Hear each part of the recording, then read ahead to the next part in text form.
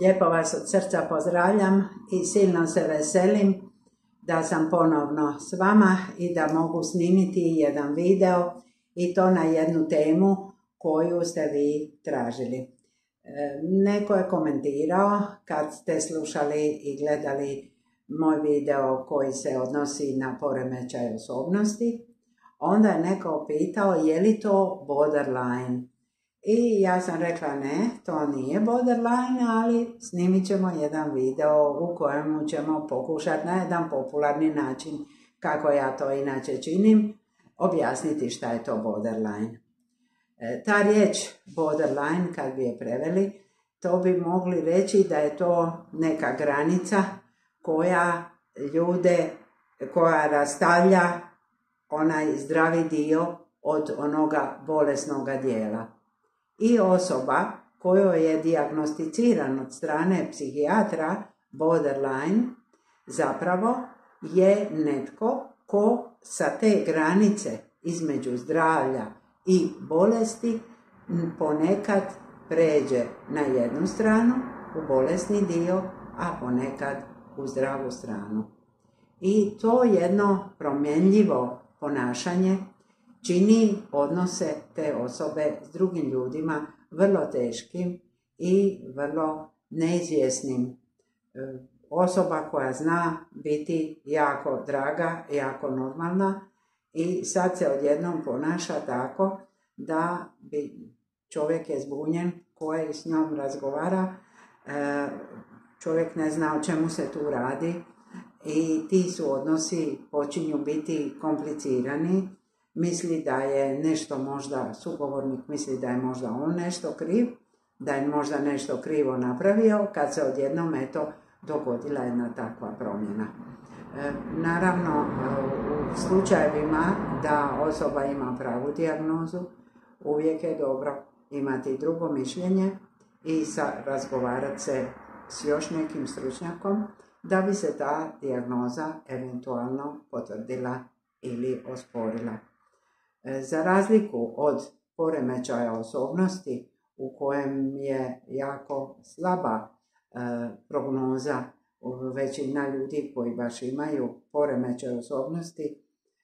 iako uzimaju ponekad po savjetu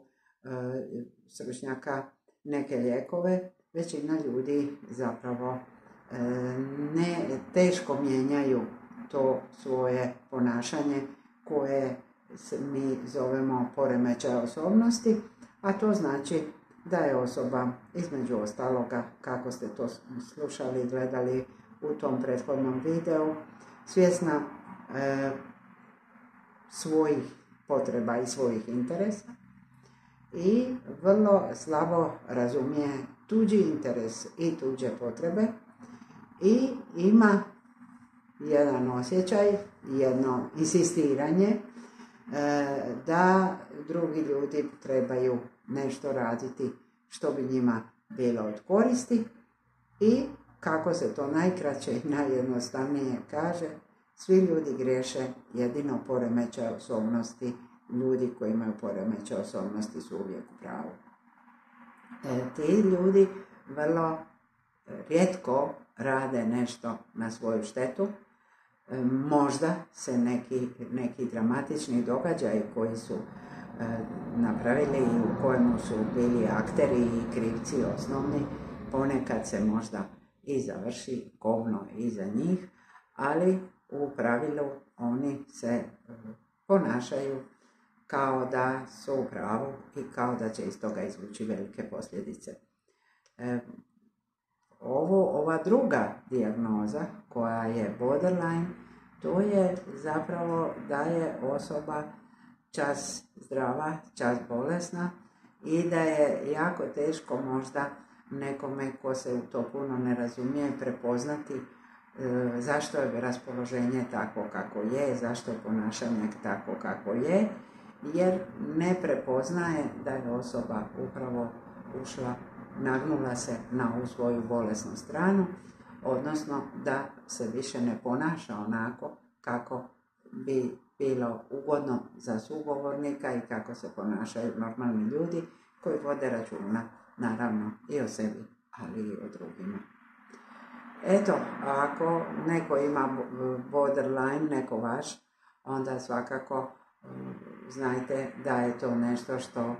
treba ozbiljno liječiti i da se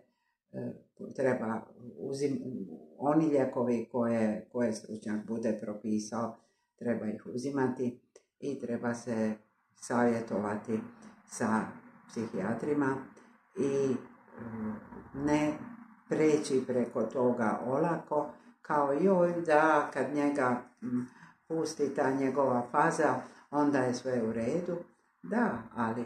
i kad je sve u redu možemo očekivati tu novu fazu i dobro je možda kad je sve u redu baš onda se posavjetovati sa stručnjakom i vidjeti šta se može napraviti da se lakše podnose one faze koje nisu dobre. Eto, ako vam se svidjelo ovo što ste čuli, subscribe-ajte ovaj moj video i lijepo vas pozdravljam do sljedećeg susreta.